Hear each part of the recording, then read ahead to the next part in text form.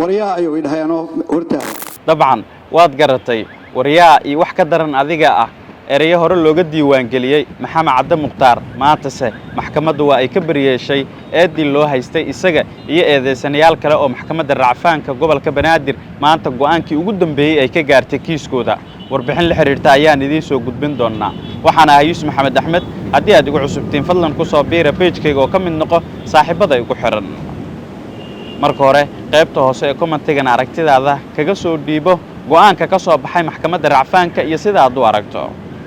maxkamadda racfaanka gobolka Banaadir ayaa go'aankii ugu dambeysay maanta ka qaadatay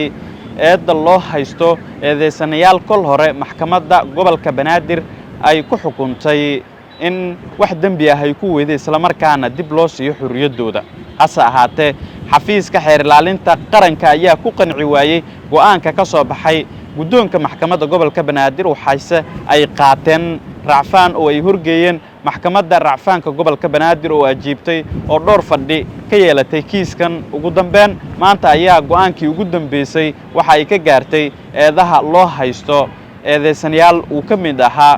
maxamed cabdi muqtaar iyo si la mid ah cabdullaahi maxamed cali kuwaas oo kol hore soo noqday labadaba agaasimaha guud ee wasaaradda shaqada iyo arrimaha bulshada xukuumadda federaalka ah ee Soomaaliya maxamed cabdi muqtaar wajigiisa kuma cusba oo kol hore maxkamadda gobolka Banaadir waxa laga diiwaan galiyay eray aad u caan baxay oo bulshada si weyn u adeegsatay gaar ahaan barta TikTok-ga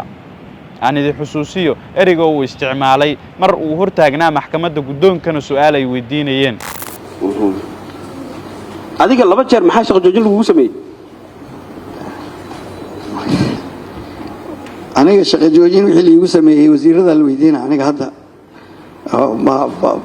سبب لي جوجي إلهي مشيك لابد جرو شغل لقى جوجي سبب لقى جوجي متقن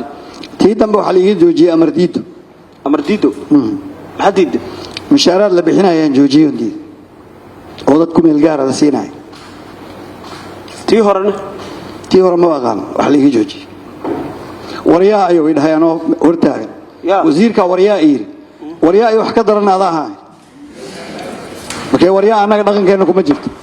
maxkamadda racfaanka gobolka Banaadir ayaa sheegtay in wax dambi ah ay ku weysay maxamed cabdi muqtaar iyo si la mid ah cabdullaahi maxamed cali oo labadooda isaga kala dambeeyay xilka agaasimaha guud ee wasaaradda shaqada iyo arrimaha bulshada xukuumadda federaalka ah ee Soomaaliya maxkamadda gobolka Banaadir ayaa burisay go'aanka la xiriira maxkamadda gobolka Banaadir ee ka dhanka ahaa Cabdiwaaxid Muxsin waxaana maxkamadda racfaanku ay sheegtay in Cabdiwaaxid lagu helay lacag ay leedahay dawladda oo qasnada ama akoonkiisa gaarka ah uu isticmaalay oo la doonayay in akoonka dawladda uu isticmaalo balse taa bedelkeeda maxkamadda racfaanka ayaa ku xukuntay 3 sano sida